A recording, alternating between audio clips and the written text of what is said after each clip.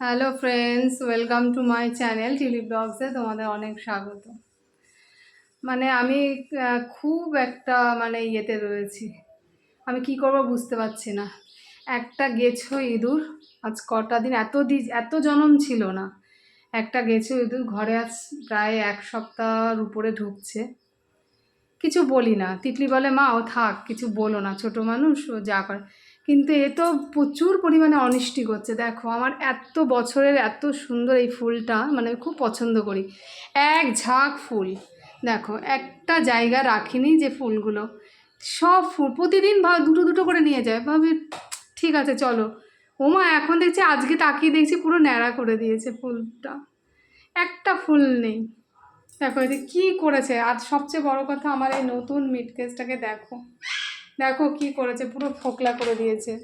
তো তবুও মানলাম যে এটা আমি ঠিক করে নেব, কিন্তু এখানে আমি ফুল কি করে লাগাবো? এই কী অবস্থা হয়েছে, ডাঁটি শুদ্ধ কেটে নিয়েছে। আর এটা আমার খুব যত ফুল আমার বাড়িতে আছে প্লাস্টিকে, তার মধ্যে সবচেয়ে এই ফুলটা আমার পছন্দের। এটা আমি অনেক বছর আগে কিনেছি। এবার তোমরা বলো, এই ইঁদুরটাকে আমি কি করব। আর একটা জিনিস দেখবে ও কী করেছে, এই যে ফুলগুলো নিয়ে এই দেখো এই কোনায় জড়ো করেছে, এই কোনার মধ্যে জড়ো করেছে। ও যে কী অনিষ্টি করছে আমি বুঝতে পারছি না। এবার না আমি বাধ্য হচ্ছি, এবার আমাকে ইঁদুর মারা বিষ নিয়ে আসতে হবে।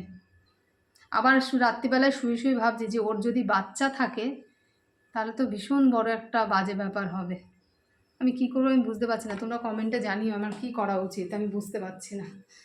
আমার পুরো ওলট পালট করে দিচ্ছে, সব ওলট পালট করে দিচ্ছে সব। এ দেখে তো আমার মাথা ঘুরে গেছে। আমি বুঝতে পারছি না কী করবো। আরও যে কত কী করবে আমি জানি না এই গেছো ইঁদুর।